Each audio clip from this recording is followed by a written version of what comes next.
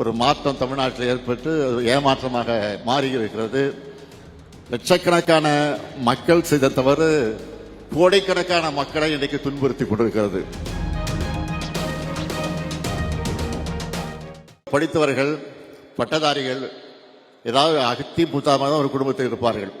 ஒரு காலத்தில் ஒரு அரை நூற்றாண்டுக்கு முன்னால் பார்த்தால் அத்தி புத்த மாதிரி தான் ஒரு டாக்டரோ ஒரு பட்டதாரியோ இருப்பார்கள்.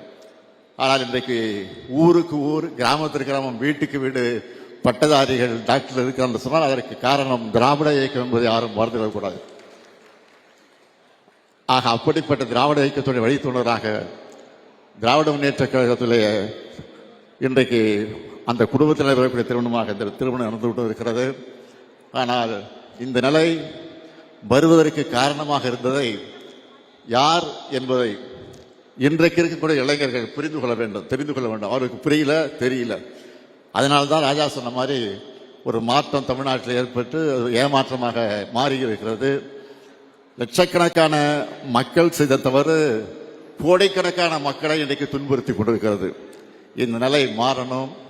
எனவே இந்த நிலை மாறுவதற்கு இந்த மனவிழாவில் கலந்து கொண்டிருக்கக்கூடிய நீங்கள் வரக்கூடிய காலகட்டங்களில் சிறப்பான வகையில் சிந்தித்து பார்த்து செயல்பட வேண்டும் என்று உங்கள் அன்போடு கேட்டுக்கொண்டு, இன்றைக்கு இலக்கியாவாக இருந்தாலும் டாக்டர் கிரிதராவாக இருந்தாலும் அதிகமாக அறிவுரை சொல்ல வேண்டிய அவசியம் இல்லை.